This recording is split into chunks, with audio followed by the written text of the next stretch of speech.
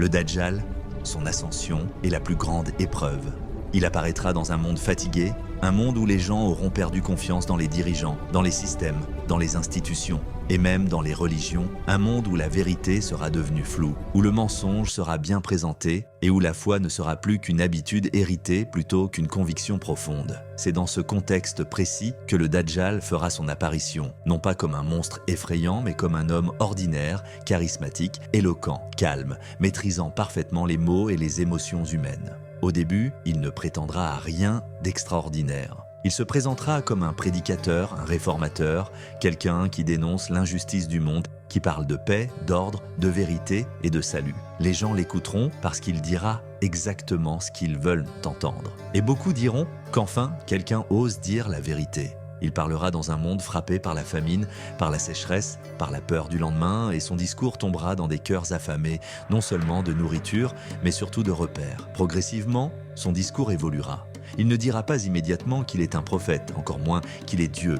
Il dira d'abord qu'il est envoyé par Dieu, qu'il a une mission, qu'il a été choisi pour guider les gens dans cette période de chaos. Beaucoup accepteront cette idée car l'humanité a toujours cherché quelqu'un à suivre lorsque tout s'effondre. Puis, peu à peu, les signes surnaturels commenceront à apparaître et c'est là que l'épreuve deviendra presque insupportable pour la majorité des gens. Il ordonnera au ciel de faire tomber la pluie et la pluie tombera. Il ordonnera à la terre de produire ses récoltes et elle produira. Les troupeaux de ceux qui le suivront deviendront gras et abondants, tandis que ceux qui le rejetteront verront leur terre se dessécher et leurs bêtes mourir. À ce moment-là, beaucoup ne se poseront plus la question de savoir s'il dit vrai ou faux, car la faim et la peur auront pris le dessus sur la raison et la foi. C'est alors qu'il franchira une nouvelle étape et déclarera qu'il est un prophète. Certains hésiteront encore, mais beaucoup diront que quelqu'un capable de telles choses ne peut pas mentir. Puis viendra l'une des épreuves les plus terribles lorsqu'il fera apparaître ce qui semblera être les morts, lorsque des démons, autorisés par Allah comme épreuve, prendront l'apparence de proches disparus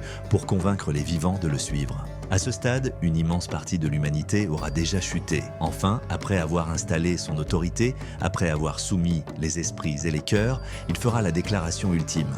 Il ne dira plus qu'il est un prophète, mais qu'il est le Seigneur. Et c'est là que la foi réelle sera séparée de la foi superficielle, car Allah n'était ni borgne ni imparfait, tandis que le Dajjal est borgne, et entre ses yeux est écrit le mot « kafir », lisible uniquement par les croyants sincères. Il montrera alors ce qui semblera être un paradis et ce qui semblera être un enfer. Mais le prophète nous a averti que son paradis sera en réalité un enfer et que son enfer sera en réalité un paradis. Il parcourra la terre en 40 jours, entrant dans toutes les villes sauf la Mecque et Médine, protégées par des anges. Et pendant ce temps, les véritables croyants seront peu nombreux, affamés, assiégés, mais patients et fermes dans leur foi. Lorsque l'épreuve atteindra son sommet, lorsque les gens penseront qu'il n'y a plus d'espoir, Allah fera descendre Isa ibn Maryam, Jésus fils de Marie, près du minaret blanc de Damas. Lorsque le Dajjal le verra, il commencera à fondre comme le sel fond dans l'eau, tentera de fuir, mais sera rattrapé à Lude, où Isa le tuera d'un seul coup, mettant ainsi fin à la plus grande épreuve que l'humanité ait jamais connue. Ce récit n'est pas là pour faire peur,